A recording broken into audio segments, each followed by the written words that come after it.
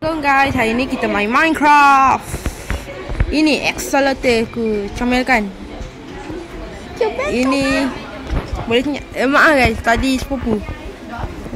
Ini semuanya apa?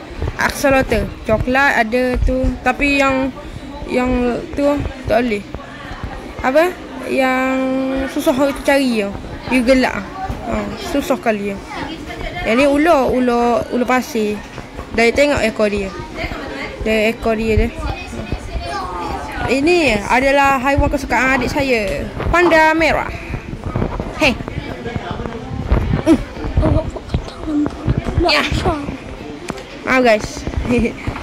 tadi itu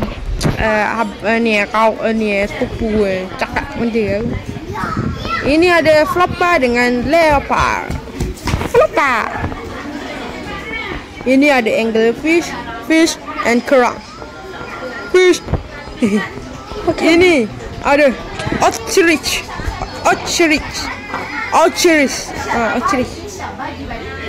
Tengok kamera kan.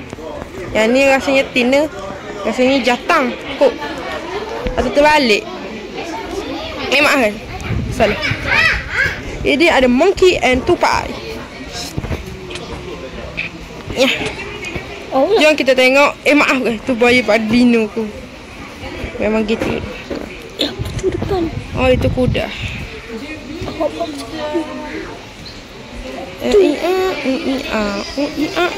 Gajah remote. Ini adalah flamingo and kura-kura. Comel kan? Lagi dah. Ini adalah hybrid dari keledai and kuda. Hybrid namanya. Namanya tak tahu, tak ingat. Ini adalah mammoth. Ada 4 mammoth. Haiwan punah yang saya lestarikan. Sebenarnya ada tu snow golem, tapi matilah ke sebab hujan. Jadi nangis saya.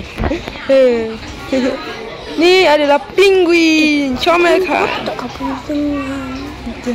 Penguin. Hello penguin. Penguin. Comelnya. Ada gua anak penguin rasa. Mana? Lupa nak top kelas. Kaca. Aduh, tak ada guys. Ini ada orca. Ini orca yang dikatakan sangat cantik. Boleh tak? Okay guys, sekian gitu aja. Tagi saya akan buat lagi banyak. Apa? Tagi saya akan tunjukkan lagi. Kejap, aku tengok YouTube.